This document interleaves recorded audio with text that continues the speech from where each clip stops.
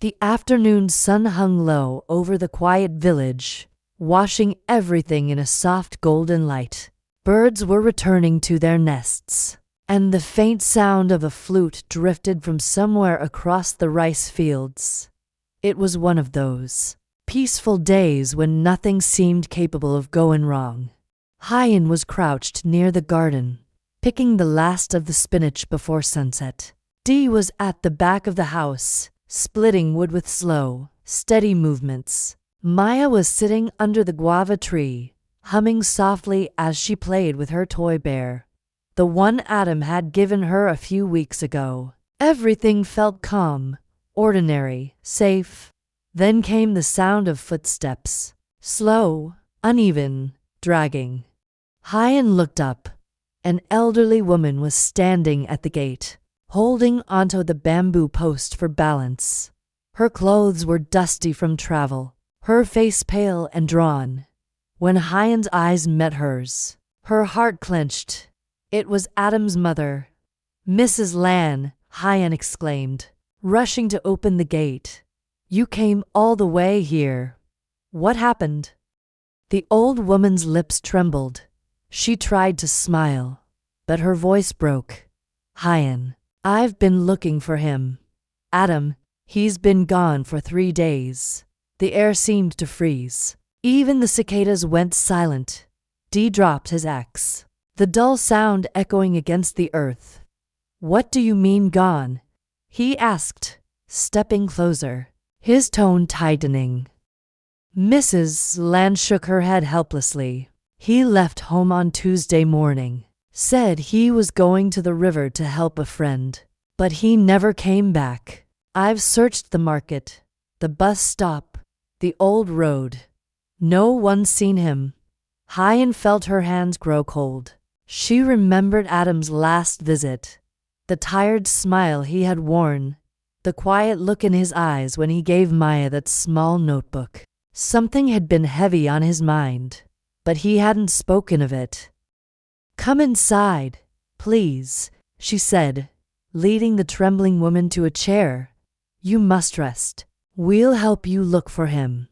But even as she said the words, her voice quivered. A dark unease crept into her chest, a feeling she couldn't name, something between fear and disbelief.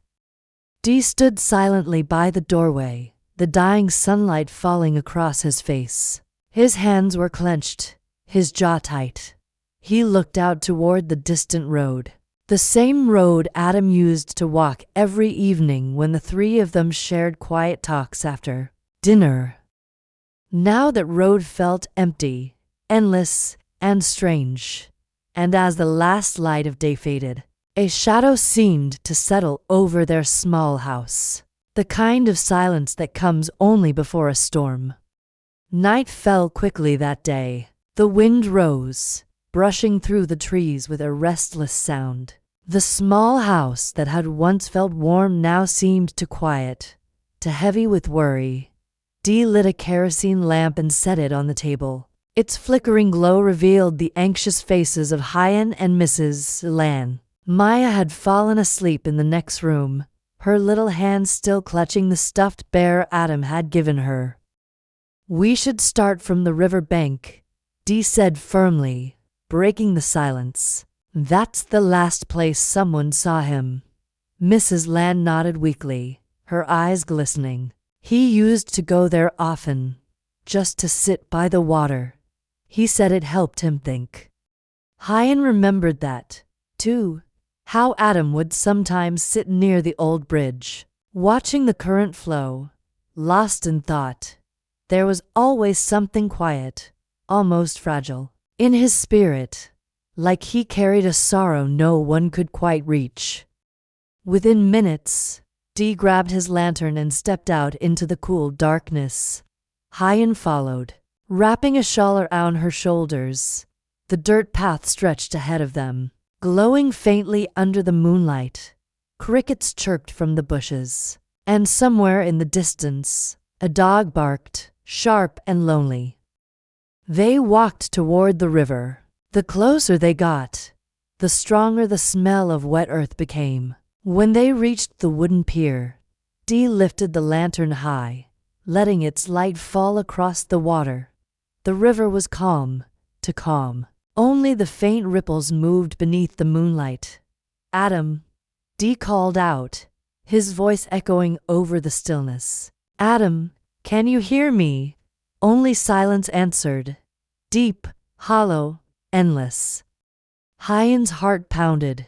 She glanced at the reeds near the bank and froze.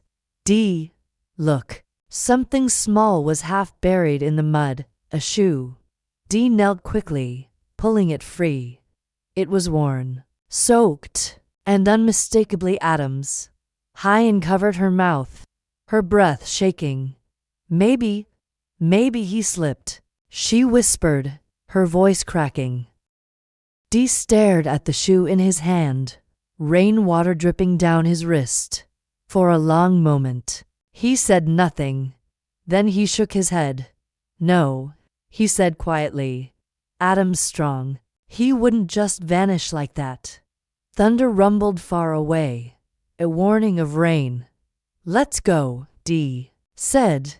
"We'll ask the villagers at dawn. Someone must have seen him." They walked back in silence, the storm chasing them from behind.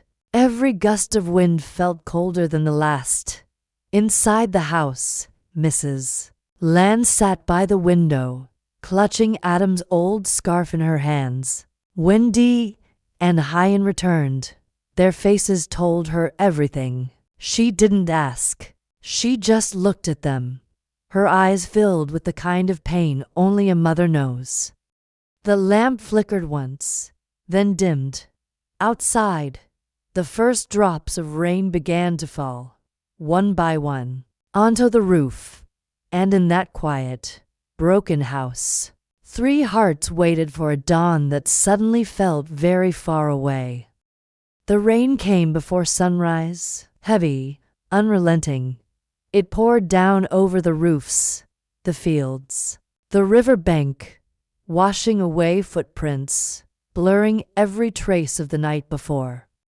Dee was already awake, standing by the doorway, the dim light of dawn falling across his face. His shirt was soaked through, but he didn't seem to notice. The storm had not stopped him. Somewhere out there, Adam was still missing, and Dee couldn't stand still while his friend was lost. Huyen appeared behind him, holding out a scarf. "Take this," she said softly. Her voice trembled, not from the cold, but from fear. "Please, be careful." Dee nodded, took the scarf, and stepped into the rain. His boots sank into the wet earth as he made his way back to the river. The wind pushed against him, cold and sharp, but he kept walking.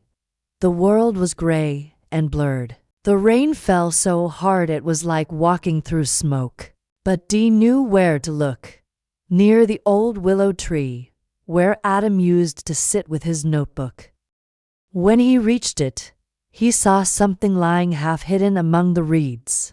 He knelt down. It was a handkerchief, damp and muddied, but when he lifted it, he could still see faint embroidery along the corner. "Adam." For a moment, Dee couldn't breathe. The sound of the rain faded into silence. He stared at the small, fragile piece of cloth in his palm, a trace of his friend, the first real sign since the night he disappeared. He closed his hand tightly round it and stood up. "Adam," he shouted into the storm. "If you can hear me, answer me." His voice was swallowed by the wind. Huyen arrived a few minutes later, her hair drenched, her face pale. When she saw what Dee was holding, she stopped in her tracks. "That's his, isn't it?" she whispered. Dee nodded slowly. He could barely speak. "It means he was here."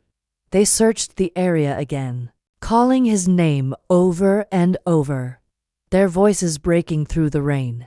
Mrs. Lan waited back at the house, clutching her son's scarf, praying under her breath. But the river gave no answer, only the endless rush of water. carrying secrets away with the current. By noon, Dee and Huyen returned, exhausted, soaked, and silent.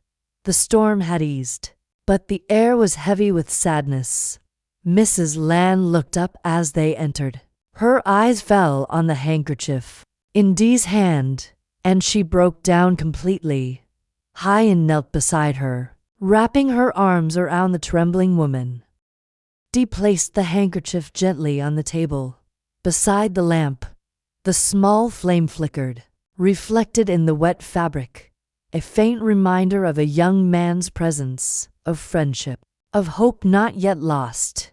He stared at it for a long time and whispered under his breath, "We'll find you, Adam, no matter what." Outside, the rain slowed to a drizzle, but inside the little house, the storm had only just begun. By the time the rain stopped, the sky had turned a pale gray. The air smelled of wet earth and quiet sorrow. The village lay still, as if holding its breath. Inside the small wooden house, Huyen sat beside Adam's mother, who had finally fallen asleep from exhaustion. Her head rested against Huyen's shoulder, her hands still clutching the scarf that smelled faintly of her son. Dee stood by the window, staring out at the mist-covered fields. Neither of them had spoken for a long time. The silence was heavy, too heavy.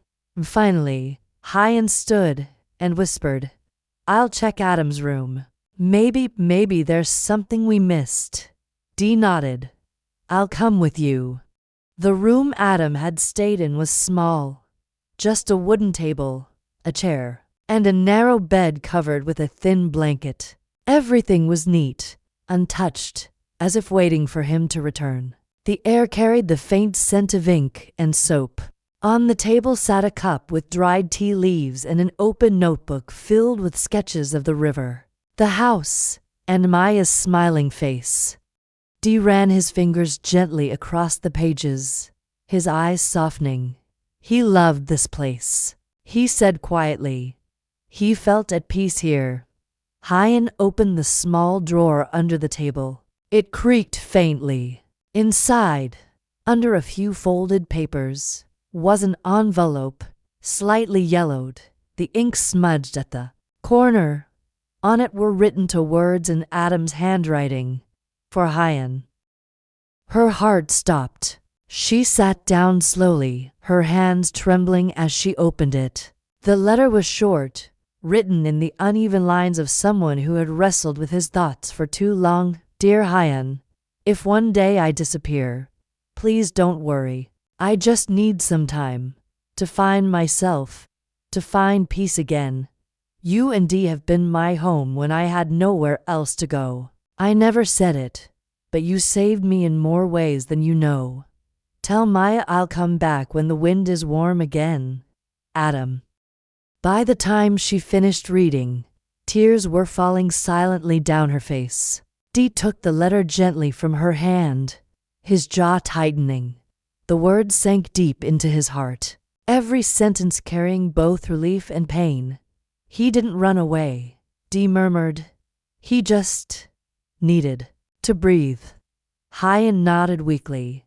"But what if something happened? What if he's hurt?" Dee looked out the window, where the rain clouds were breaking apart, revealing a faint line of sunlight. "Then we'll keep searching," he said firmly, "until we bring him home." He placed the letter carefully back into its envelope, as though protecting something fragile and sacred.